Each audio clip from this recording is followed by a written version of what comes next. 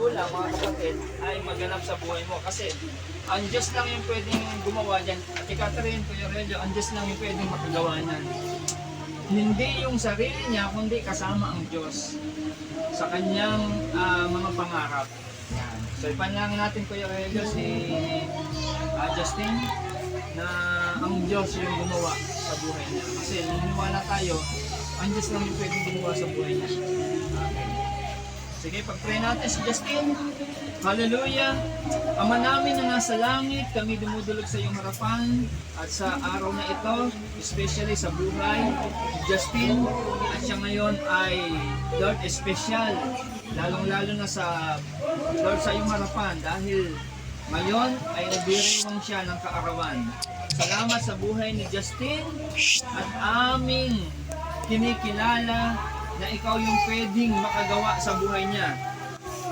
Hindi ako, hindi yung sino man, kundi ikaw, Panginoon, yung gagawa sa buhay niya. At ang sabi mo sa iyong salita, manampalataya ka, Justin, manampalataya at maging tapat ka sa Diyos at maging sa mga magulang mo at maging sa mga taong nakakasalamuha mo. At Lord, sa oras na ito, salamat sa buhay ni Justin. Ang dalangin ko, Lord, sa oras na ito, maranasan niya ang kapangyarihan nagmumula sa iyo, yung kanyang mga pangarap.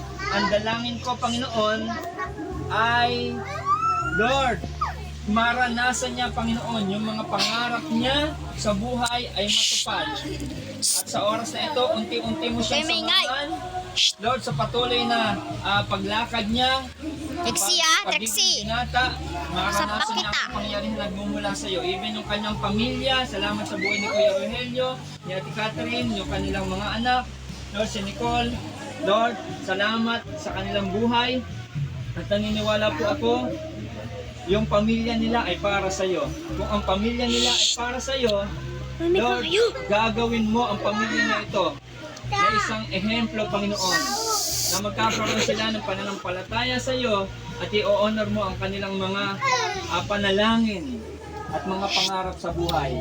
Dahil naniniwala po ako, kapag inuna ka nila, Lord, patuloy mo silang pangunahan, pagpapalain, Lord. Salamat sa buhay ni Justin, Lord.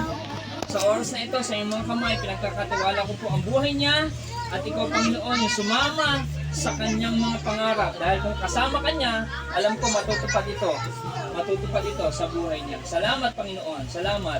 At bigyan mo siya maraming taon ng punong-puno ng pabor, pagpapala na nagmumula sa iyo. Lumakad ka, Justin, ng kasama ang Diyos, ng may katapatan at mayroong pananampalataya. Salamat sa buhay ni Justin. Ito po yung sama-sama namin panalangin. Sa pangalan ni Jesus, ang lahat ay magsabi ng Amen! So Justin, ha? Happy birthday! Yan.